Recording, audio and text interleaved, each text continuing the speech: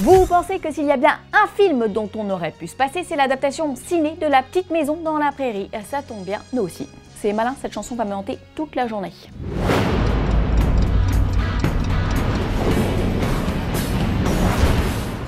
Blade Runner 2 se concrétise un peu plus chaque jour. Le film de Denis Villeneuve se tournera au mois de juillet 2016, a déclaré Halcon Entertainment dans un communiqué, avec au casting donc Harrison Ford qui reprend le rôle de Rick Deckard et Ryan Gosling, nouveau venu dans cet univers.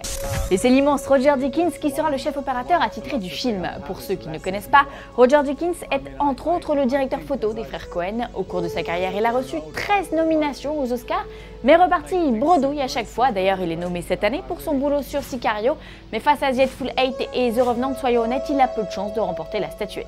Toujours est-il que Deakins, qui travaille avec Denis Villeneuve depuis Prisoners, a récemment accordé un entretien à Jeff Bridges pour le site Interview Magazine, entretien au cours duquel il a déclaré que ce Blade Runner 2 serait converti en 3D.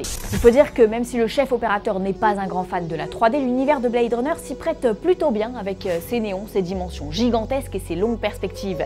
Mais que les sceptiques se rassurent, le film sera tourné en 2D, laissant ainsi la possibilité aux plus réfractaires de découvrir cette suite dans son aspect d'origine. Si tant est que cette option convienne à Ridley Scott, qui tient absolument à garder le Final Cut sur Blade Runner 2. Également producteur du film, Scott a ainsi déclaré en octobre dernier que lorsque l'on donne une certaine somme d'argent à quelqu'un pour qu'il s'éclate à faire un film, il ne doit pas se contenter de tracer des lignes dans le sable. Si vous me faites ce coup-là, je vous casse les chevilles, ne prenez pas des airs d'auteur, a-t-il clamé haut et fort.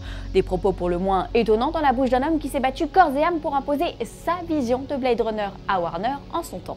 D'ailleurs, il existe à ce jour près de 5 versions alternatives du film et Blade Runner n'est pas un cas isolé dans la filmographie de Ridley Scott. Que ce soit pour Alien, Kingdom of Heaven ou American Gangster, il y a à chaque fois la version du studio et la version supervisée par Ridley Scott. Un peu comme George Lucas avec Star Wars, difficile pour lui de lâcher complètement le bébé, même s'il a préféré se consacrer pleinement à la saga Prometheus. Mais de ce que l'on en sait pour l'instant, le film est entre de très bonnes mains. Denis Villeneuve à la réalisation, donc Roger Deakins à la photo, Hampton Fancher, scénariste du premier film, à l'écriture, le tout porté par Harrison et Ryan. Manque juste une date de sortie, mais pour le reste, on dit oui.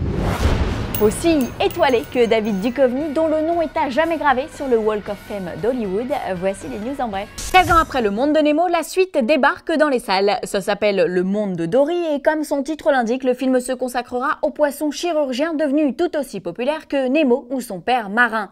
Un nouveau teaser du film vient d'être dévoilé et Dory, en quête de son passé, semble être de nouveau perdue. Quelle mémoire de poisson rouge cette Dory.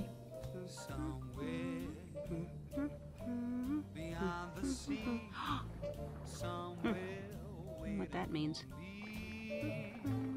Le reboot de Spider-Man sortira en IMAX 3D. Rien n'est trop beau pour Marvel Studios qui juge un écran IMAX totalement approprié à l'univers de l'homme araignée. Nous sommes sûrs que les spectateurs autour du monde auront envie de le voir sous ce format, a ainsi déclaré John Greenstein, le patron de la distribution chez Sony Pictures. Attendu dans les salles le 7 juillet 2017 aux États-Unis, le reboot de John Watts met en vedette Tom Holland, qui succède donc à Andrew Garfield, un tout jeune super-héros qui manquera d'assurance selon le studio.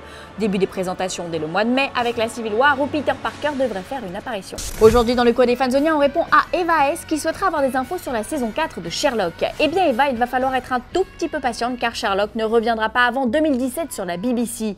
La saison 4, qui comptera 3 épisodes, devrait se tourner au printemps prochain, quand et seulement quand Benedict Cumberbatch en aura fini avec le Doctor Strange de Marvel. En attendant, tu peux te consoler avec l'épisode spécial de la série diffusé le 1er janvier sur la BBC. Et si tu es une grande fan de Benedict Cumberbatch, Eva, on te recommande d'aller voir Zoolander 2 au moment de sa sortie le 2 mars prochain, car l'acteur y fera un caméo de l'ordre du mémorable. Alors ouvre grand tes mirettes.